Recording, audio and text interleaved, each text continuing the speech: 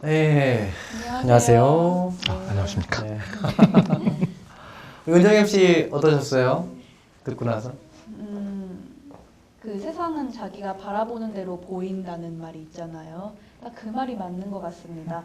자기가 보는 게 다 사실이고 진리인 양 생각하지만 그 보는 사람마다 다 세상은 다르고 그 웬만하면은 좀 아름답게 보는 게 긍정적으로 보는 게 좋지 않을까 하는 생각이 들었습니다. 그 얼떨결에 여기 우리 용기 100배 나와 주셨다고 했는데 그런 것 같아요. 정말 우리가 계획대로 된다고 해서 되는 게 별로 없고 맞아요. 항상 이 변수가 일어나잖아요. 네. 근데 이거를 포기하지 않으면 끝까지 몰고 있으면 뭐가 만들어지는 것 같아요. 그리고 주변 사람들이 안 본다 하지만 다 보고 있고요. 그리고 결국 끝까지 버티는 사람을 우리는 사랑할 수밖에 없는 것 같아요. 맞아요. 맞습니다. 네. 중도에 포기하는 사람이 뭔가를 얻을 수는 없겠죠. 끝까지 밀고 나갈 때, 그리고 한 군데에서 내가 원하는 것을 계속 바라보고 그 바라보는 곳을 향해서 꾸준히 나갈 때 거기에 열매가 있는 것 같아요. 근데 우리가 열매가 있기 전에 먼저 포기하는 거죠. 안타깝게. 힘드니까. 그렇죠. 삶이 쉬운 사람이 어디 있겠어요? 쉬우세요? 아우 매우 힘들죠. 제가 매우 힘들지만 티를 안 내주잖아요. 켄트님을 뵈면 세상이 쉬운 것 같아요. 저는 쉬운 티를 내죠. 이렇게 쉬운 것처럼. 하지만 굉장히 힘든데 그런 것 같아요. 힘들다고 힘든 티를 내면 되게 구차한 것 같아요. 좀 없어 보이고. 그렇죠. 없지만은 있는 척 해야지. 늘 변명이 뒤따르니까. 근데 그건 맞습니다. 능력이에요. 없지만 있는 척하고 힘들지만 안 힘든 척하고 다 능력이라니까요. 내공이 세지는 것 같아요. 어떤 내용? 그게 내공인 것 같아요. 저는. 맞습니다. 아무리 없어도 우리 시청자님들은 이제 보시기에 저희가 돈이 많아가지고 지금 용기 100배를 하는 것 같지만은 저희 한 푼도 없이 합니다. 지금 한 푼도 없이 제로로 합니다. 제로. 농담 같지요? 제로로 합니다. 그게 저는 힘인 것 같아요. 없어도 할 수 있다는 거를 저는 매일 느끼고 있고요. 없지만은 포기하지 않고 좋은 날이 올 거야. 좋은 날이 올 거야. 그렇게 꾸역꾸역 이렇게 한 회 한 회 우리가 촬영을 하고 가면서 우리가 또 이렇게 좋은 김성환 사진작가님도 뵙게 되고 이번에 저희 유엔이랑 국토건설부 하는 저 제1회 자전거 국토대장정의 사진작가님이세요. 감사하게도 이제 그런 이제 기회를 또 얻게 됐고요. 삶이 그렇다니까요. 뜬금없어요. 착하게 살아오셔서 그래요. 착하게 살아오셨어. 맞는 말씀입니다. 네. 네, 정말 착하게 살아왔어요. 그러다 보니 이런 기회가 생기는 것 같아요. 농담이고요. 사실은 제가 생각하는 삶은 그래요. 제가 처음 사진을 선택하고 정말 제 사수가 저한테 너는 그만해라. 근데 제가 나이가 있다 보니까 대놓고 그렇게 말을 못하는 거예요. 감각이 없어. 감각이 없는데? 이러다 보면요. 그 말을 듣는 순간 들을 때마다 억장이 무너져요. 어쩌지? 어떻게 해야 되나? 감각이 없는 사람이 지금은 그렇게 얘기합니다. 뭐 색상에 대해서 아니면 사진에 대해서 사진을 감각으로 찍나요? 물론 감각으로도 찍습니다. 그런데 제가 생각하는 사진이나 이건 제 주관적인 생각인데 사진은 철저하게 이성으로 찍는 거예요. 이성이 바탕이 된 후에 그 다음에 거기서 감각이 나오는 거죠. 삶이 그런 것 같아요. 제가 처음에 남들이 다 얘기하는 어떤 내용들에 대해서 선입견을 가지고 세상을 바라보면 내가 바라보는 세상은 딱 고만하겠죠? 그런데 그 바라보는 세상이 다가 아닐 수 있다는 생각을 하는 거죠. 그리고 자꾸 다른 쪽을 바라보려고 노력하는 거예요. 그리고 정말 중요한 건 마인드맵인 것 같아요. 내가 정말 할 수 있다. 그리고 나는 저곳에 가고 싶다. 그리고 나는 저곳에 갈 것이다. 거기까지가 중요하겠죠? 그러다 보면 나도 모르는 사이에 부지불식간에 내가 거기에 와 있습니다. 살아오신 분들이 다 그렇게 말씀을 하시잖아요. 그건 거짓말이 아닌 것 같아요. 포기하지 않는 사람. 결국 용기도 포기하지 않기 때문에 나오는 게 용기인 것 같고 사진 작가인데 너 감각 없다. 너 감각 없다. 그 얘기를 들으면 억장이 무너지는 게 아니라 거의 넌 하지 마라. 딴 길로 가라라고 하는데 그런 말을 잘 들으셨다면 물론 또 다른 기회가 생길 수도 있겠죠. 하지만 뭔가가 그렇게 사진이 그런 말을 들으면서도 사진을 하고 싶었던 이유가 있으세요? 사진이 굉장히 좋았던 거는요. 사실은 저는 학교 다닐 때도 뭐 전공이 그랬으니까 글을 썼고요. 그리고 학교를 다니는 내내 음악 동아리를 했었어요. 음악을 했고요. 네. 그리고 그 이후에 음악을 하면서 제 기억에 가장 처음 사진을 찍어봤던 게 언제냐면 뭐 요즘 말로 초등학교 1학년 때입니다. 그 당시에 저희 아버지가 꽤 좋은 카메라를 하나 가지고 계셨어요. 황금수저신가요? 황금수저는 아니고요. 그랬으면 하는 다름을 가지고 있죠. 18K 아니고 16K 정도? 아이 뭐 저기 흑수저 정도인 것 같아요. 흑수저는 아닌 것 같고, 예, 뭐 그런 얘기를 굉장히 당황스러웠습니다. 네. 뭐 그런 건 아니고요. 뭐 제가 어떤 집안이 부유하거나 그랬던 것은 아니고요. 네, 농담입니다. 네. 하여튼 그 아버지가 가지고 계신 카메라가 요즘 말로 하면 이제 풀수동 카메라죠. 메커니즘이 전혀 어떤 뭐 자동화되어 있는 메커니즘이 저도 전혀 어렸을 없는 적에 거예요. 그러니까 집안에 거의 귀복급이잖아요. 카메라 한 대씩은 그렇죠. 이제 네. 거의 테레비처럼. 네. 근데 그게 거의 장식용이에요, 다들. 이게 보관용이고 제대로 많이 찍으신 분 없었어요. 그걸 제가 메고 다녔죠, 저는. 초등학교 1학년 혼나고, 예. 메고 다니다가 엎어져가지고 바위에 찍어서 렌즈에 이제 막 찍힘이 생기고. 지금도 있습니다. 그거 제가 그 남대문 가서 다 펴서 필터도 달아놓고. 여기 아주 중요한 포인트가 꼬마 때 그 카메라를 만져봤던 스티븐 스필버그가 똑같아요. 어린 시절에 사준 그 카메라를 갖고 놀면서, 그러니까 많은 부모님들이 너 하지 마, 만지지 마 이런 애들은 절대 천재가 만들어줄 수 없는데, 그렇죠. 이 부모님이 그렇게 이렇게 허락을 해주셨네요, 그래도. 제가 카메라 렌즈를 찍어 먹었을 때 저희 아버지는 억장이 무너졌겠죠. 이게 얼마짜리야? 근데 하여튼 그런 쿨하게 경험을 그냥 잘했어. 아이 그러진 않으셨던 것 같아요. 혼은 났죠. 아버님께 한마디. 감사합니다, 아버지. 아버지 덕분에 제가 이 자리에 설 수 있었던 것 같아요. 그리고 그 카메라 지금도 제가 잘 보관하고 있습니다. 고이고이 제 가보를 물리겠습니다. 이 방송은 아버지가 보실 수 있는 거죠? 아버지가. 제가 보여드리겠습니다. 예. 참 우리 용기백배는 효도도 가능한 방송입니다. 많은 펑션과 기능이 탑재되어 있는 좋은 방송입니다. 그런 것 같아요. 네. 아버님 사랑합니다. 저희도 집에 가서 아버님 물품 좀 부수겠습니다. 어쨌든 이제 시작은 그거였어요. 그걸 통해서 사진을 아무것도 모르고 찍었죠. 그냥 아버지한테 어떻게 찍어야 돼요? 맞춰주세요. 그럼 맞춰주시고 그대로. 그리고 나서 이제 인화를 하고 나면 그게 그렇게 좋은 거예요. 그랬던 기억을 가지고 나중에 뭐 저희 가족 얘기를 다 하자면 저희 집사람은 전공이 광고예요. 저는 그 당시에 그 아버지가 물려주신 그 카메라 하나밖에 없었지만 집사람은 최신 메커니즘을 가지고 있는 또 좋은 카메라를 하나 가지고 있었어요. 연애할 때부터. 그 카메라 때문에 사귀신 건 아니시죠? 아니야. 네, 사모님 보고 계신가요? 그 카메라 때문입니다. 절대 아니야. 네, 네. 많은 기능이 있습니다. 저희는 막 갈라놓을 수도 있습니다. 어쨌든 그게 이제 결정적인 계기는 집사람 때문이었죠. 그걸 가지고 이제 집사람한테 어떻게 보면 사진을 배웠어요. 학교 다니면서 어떤 면에서는. 굉장히 기능이 많이 갖고 있는 여자친구였네요. 그렇죠. 예. 여자친구도 대주고 카메라도 가르쳐주고 별로 굉장히 되게 약삭 빠르신 것 같아. 계산이 빠르셔. 그러고 보니 뭐 별로 그렇게 많이 가르쳐준 건 없는데. 아 그래요? 하여튼 확인이 안 되니까 이거. 그러다가 어느 날 우연히 사진을 이제 아는 형이 찍었던 한 컷의 사진을 보게 됩니다. 너무 이쁜 거예요. 터닝 포인트네요. 그렇죠. 그 사진은 지금 보면 정말 별거 없는 비싼 렌즈를 가지고 그냥 아웃포커싱, 요즘 말로 하면 아웃포커싱 잘 돼 있는 그런 꽃 사진 그거 하나였어요. 너무 이뻐 보이는 거예요. 저도 그런 사진을 찍고 싶어서 이거 어떻게 찍어요? 그냥 뭐 이렇게 찍으면 돼. 근데 못 알아듣겠는 거죠. 그 말이 무슨 말인지. 집사람한테 물어봤는데 그냥 책을 한 권 줘요. 읽어봐. 그게 계기가 됐어요. 그리고 어떤 면에서는 사진이 너무너무 좋기도 했지만 나를 표현할 수 있다는, 사실은 학교를 졸업하면서부터 음악을 접습니다. 더 이상 그러니까 음악을 해보신 분들은 아시겠지만 내가 음악을 하다 음악을 접는다는 건 굉장히 힘든 일이에요. 그런데 일단은 호구지책이 먼저고 졸업하자마자 결혼을 했거든요. 그러다 보니 왜 그러셨어요? 세상이 무서운 줄 몰랐다니까요.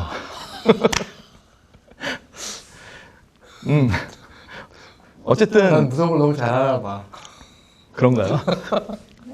그게 계기가 돼서 음악을 접고 대신 나를 표현할 수 있고 내가 뭔가 할 수 있는 게 필요했던 거예요. 그래서 그때부터 더 열심히, 그리고 아기가 있었으니까 아기를 찍어주기 위해서 또 열심히 사진을 찍었던 것 같아요. 그리고 너는 감각이 없어라는 말을 들으면서도 포기할 수 없었던 건 제가 그런 말씀도 드리고 싶었는데 살아가면서 어쨌든 나한테는 모티브가 필요한 거예요. 누구한테나. 내가 뭔가 할 수 있는 이유가 분명히 있어야 돼요. 아무 이유 없이 내가 그냥 단순히 뭔가를 해야지. 그럼 그때부터는 그건 공상으로 끝날 가능성이 많아요.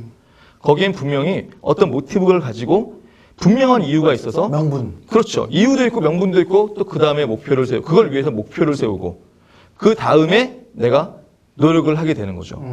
아무런 이유 없는데 나한테 어떤 모티브가 없는데 내가 어떤 원동력을 만들 수가 있을까요? 저한테는 가족이 있었던 거예요.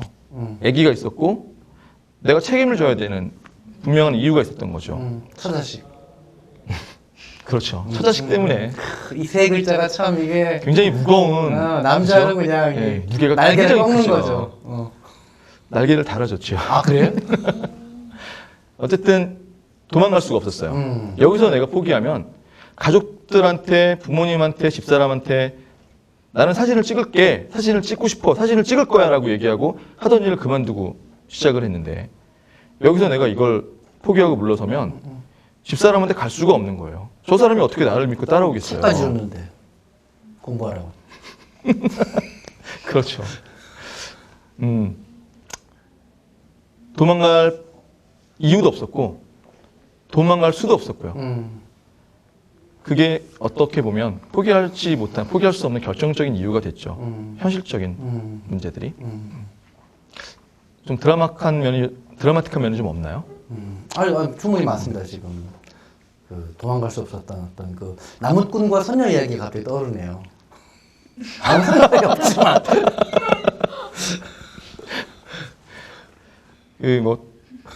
재밌네요. 우리 그동안 봤던 그 프로 내용하고 좀 다른 것 같아요. 아니, 너무 좀 진지하셔가지고 제가 좀 이렇게 왜냐하면 우리 또 시청자님들이 너무 또 이렇게 하면은 좀 쪼여질 때 이렇게 좀 코믹 릴리프를 해가 던져서 좀 풀어졌다 또 진지했다 이렇게 해야 되니까 또 장치적인 기능. 예. 여러 가지 기능을 가진 용기백배입니다. 네.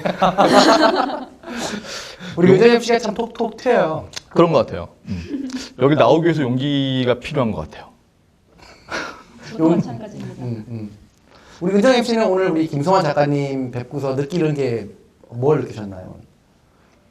그 가족이 원동력이 됐다는 게 저한테 되게 감동으로 다가왔거든요. 보통 가족이 있으면은 하고 싶은 게 있어도 잘 못하잖아요. 근데 가족이 오히려 더 원동력이 되고 가족으로 인해서 더 하고 싶은 거를 해서 성공을 하신 게 굉장히 저는 감동이고 저 또한 그런 가족이 되어주고 싶었어요. 김성환 작가님이 얘기를 하는데 이제 본인은 자기 가족의 얘기 생각을 하는. 지금 코끝이 찡해지셨어요. 항상 찌네요. 그 아드님이 있으신가요? 네. 딸도 있나요? 네. 하나, 둘 다. 저는 애국자입니다. 아이가 셋이에요. 아, 셋. 네. 그럼 맨 막내는 아들인가요? 딸입니다. 그 딸, 아들, 딸. 아들, 딸. 굉장히 좋은 그 구조를 가지고 그죠. 있어요. 예. 구성이 참 좋네요. 오늘의 구성. 딸은 또 늦둥이에요. 완전 그냥 녹이겠네요, 그러면. 그렇죠. 집안에서 감당할 사람이 없습니다. 아빠밖에. 감당을 못한다니까요.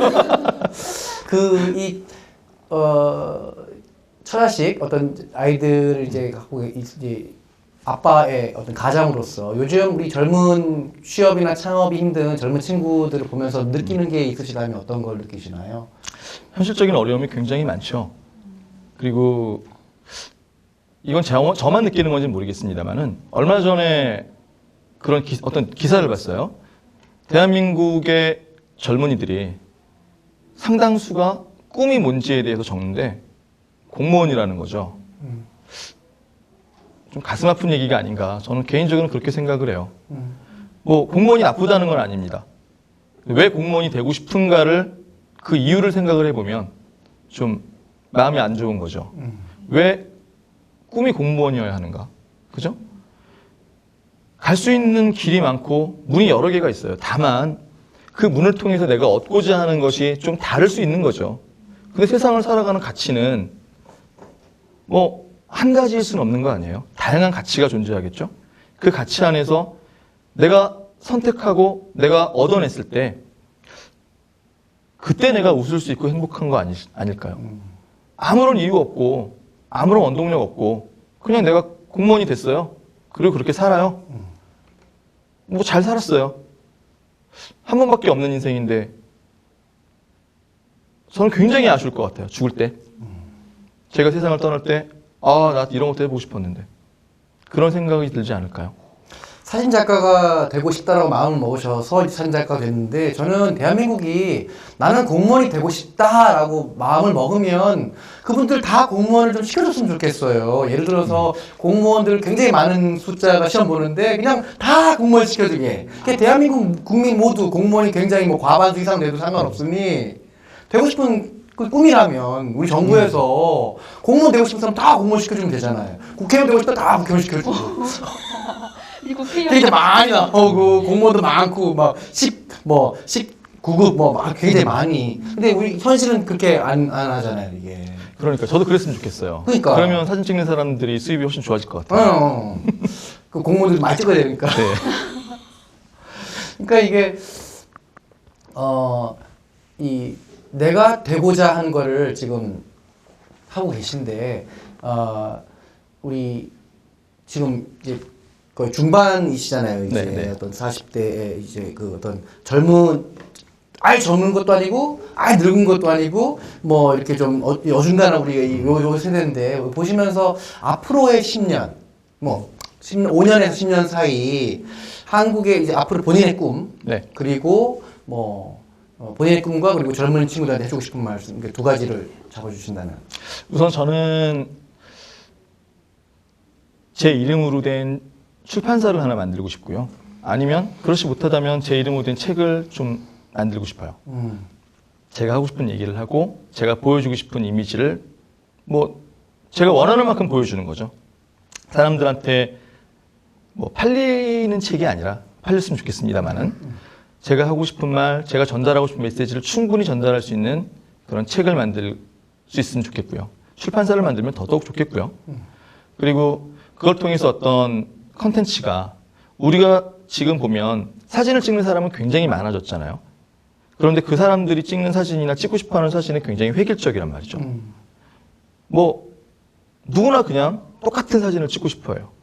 그런 거 말고 정말 사진을 통해서 자기를 얘기할 수 있는 그런 가이드북 같은 뭐 그런 에세이집 이런 걸 만들고 싶고요.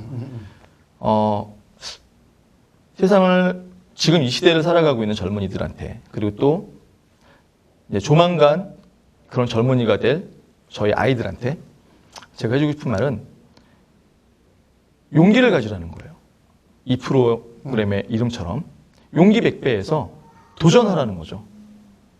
그냥 남들 다 하는 거, 남들 똑같은 생각, 똑같은 관점에서 세상을 바라보면서 똑같은 것이 되고자 하는 그런 마음이 아니라 우리가 복제품입니까?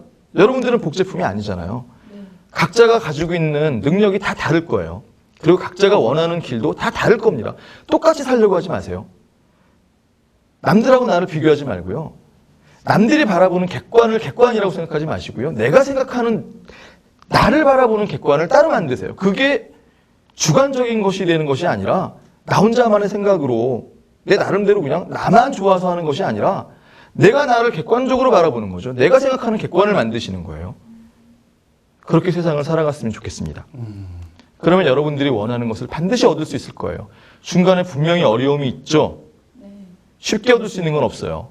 한여름이 지나야 가을이 돼서 우리가 열매를 거두는 것처럼 여러분 뜨거운 여름을 지나야 됩니다. 그렇게 뜨거운 여름을 지나보시기를 기원하겠습니다. 우리 은정임 씨 우리 마무리 멘트 하나 해주세요. 뜨거운 여름에 서 있는 우리 저를 포함한 우리 청년들. 방년 25세. 뜨거운 청년입니다. 아, 아직 뜨겁죠. 지금 당장은 힘들어도 포기하지 말고, 말은 쉬운데 어렵죠. 아, 네, 화이팅! 네, 화이팅! 저는 그 생각이 들어요. 그러니까 어떤 우리 40대 어느 정도 그 중반이 되면 예전에는 생각하지 않았던 우리보다 좀 어린 그 후배들 세대를 생각하게 되는 마음이 생기는 것 같아요. 그렇죠. 그게 없었는데 그게 그냥 예를 들어서 20대 때, 30대 때는 바빠. 막 남자친구 사귀어야 되고 여자친구 사귀어야 되고 막 경험해야 되고 막 바쁘다가 어느 순간 경험치가 쌓이면서 좀 이제 둘러보게 되는 것 같아요. 주변을 보게 되고 이제 자라나는 아이들을 보게 되면서 뭘 남겨야 될까라는 생각이 싹 트는 게 30대 후반인 것 같아요. 한 7살 때 그 에디슨 전기를 보면 37살이 네 인생의 두 번째 전환점이 온다는 게 있었는데 막상 37이 딱 되니까 그게 오더라고요. 왜냐하면 40을 앞에 두고 3년 딱 남겨졌을 때 나 뭐하고 살았지? 그러면서 공감하실 거예요. 그러니까 우리가 어떤 삶을 물려줘야 될 것인가, 우리의 아이들, 자라나는 아이들은 어떤 미래가 될 것인가에 대해서 책임의식이 생기는 것 같아요. 그렇죠. 그게 없었는데 묘하더라고요. 그래서 오늘 말씀하신 것처럼 지금 굉장히 뜨겁게 아주 그 메시지를 주시는데 뜨거운 여름을 맞이하라. 오늘도 되게 뜨겁더라고요. 날씨가 뜨거운데 진짜 뜨거운 여름을 맞이해서 더 나은 내일을 위해서 우리가 용기를 물려주는 그런 우리 김성환 작가님 사진 속에서 뜨거운 여름을 만나보시기 바랍니다. 오늘 와주셔서 너무 감사합니다. 감사합니다. 고맙습니다.